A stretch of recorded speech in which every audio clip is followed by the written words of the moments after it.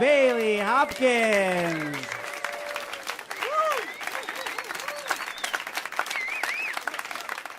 When I was 8 years old, my mom's boyfriend at the time, Skip, built me the most awesome treehouse ever. He was an architect, so it had a skylight, it had an awesome trap door, it had a secret compartment where I could hide all of my candy when my friends would sleep over, and we would do that all the time.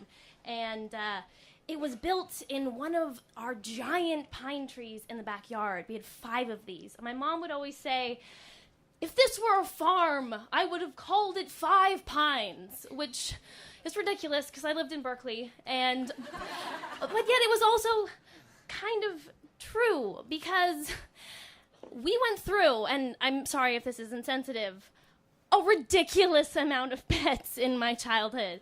I mean, I had 5 mice, I had a dog, I had a rat who needed surgery, who escaped, who lived in the piano for a couple of months, but that's a different story. I had 4 rabbits, 10 cats, and 3 chickens. I was great with pets, guys. And so one Easter, my mom gives me this little chick, and I named him Peeps. And I was so excited. You know, every kid wants to get a little chick on Easter. And we bought this little cage, and we put in sawdust and corn and some rocks so it could eat the corn and some water. And we bought this light bulb from this door-to-door salesman who said, this light bulb, it will last for 20 years. I guarantee it. It broke that first weekend while we were out of town, and little Peeps froze to death. And I was inconsolable. So next Easter, I'm 12, my mom decides to buy 2 chicks. You know, like 1 chick and 1 insurance chick. And I'm like, oh, these are awesome. And you know, a 12-year-old girl, I named them Dawn and Twilight. And Dawn and Twilight had the most amazing childhood, okay? They grew up in the house. We'd watch TV together. When I would pet them, they would get so excited that they would shake and then, like, slowly sit down. They were Aracuna chickens, which means they're orange and they're gold and they're brown and they're beautiful. And when they got big enough, it was time for them to move outside. And so Skip put his architecture skills to work. He built us a glorious chicken coop, complete with a ramp and everything. And it became my job to go and collect the chickens at night and put them in, you know, lock them up safe, and then release them in the morning.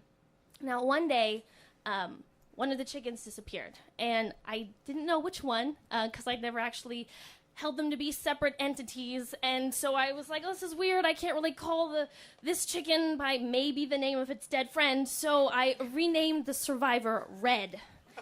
And Red the chicken started laying these beautiful blue eggs, and my mom loved to cook with them. They had this beautiful golden yellow yolk, and I thought it was disgusting because I was a really picky eater.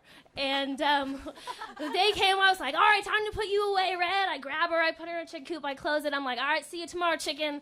And the next morning I come out, and chicken coop's wide open. And I don't know if Red escaped of her own free will or via the jaws of a raccoon, because we lost so many animals to raccoons and coyotes. But I do know that there were feathers all over the backyard. And my mom took me aside. She said, you know what, I don't think that Red made it. I'm really sorry, Baily. And you know, this had already happened. I'd already lost one of my chickens to a mysterious thing. And I was like, no, I want to find out. I'm going to be a detective. And, you know, I paced the backyard. I was like, if I were a raccoon, where would I take a chicken? If I were a chicken, where would I run away from a raccoon? And then I realized the treehouse. And so I gather up all my courage, and I go up to the tree, and I'm climbing up. I get all the way to the door, and unfortunately, I'm right. And unfortunately, what's left of Red, this is not funny, what's left of Red is balanced between the floor of the treehouse and the door of the treehouse. And what I said earlier was a trap door. And as I'm pushing open the trap door, the universe wills that what's left of my beloved Red falls onto my face, rolls down my body. And I'm clutching on for dear life, and I'm screaming as only a 14-year-old girl can. And unfortunately, the tree it's a fork. There's a fork in the tree, and the treehouse is up here, and Red had gone and fallen and gotten stuck in the fork. So, I'm holding on. I'm like, oh my God, get it together, Hopkins. We're gonna get down. We're gonna get down in one piece. I'm crawling down. I end up crawling over the body of my chicken. We'd watched Nickelodeon together, and I'm looking at this mangled body. I'm really sorry, vegetarians. I'm scrambled all the way down. I get my 2 feet on the earth, and I'm like, you treehouse of doom, I will never go inside of you again.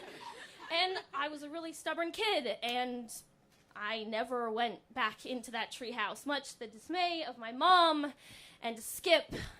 And you know what? That week that Red died, we found her blue eggs all over the yard.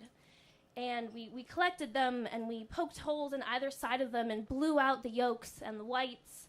And now we keep them. And every year at Easter, we pull them out with all the Easter decorations. And we have a moment of remembrance for Peeps, for Dawn, for Twilight, and for Red.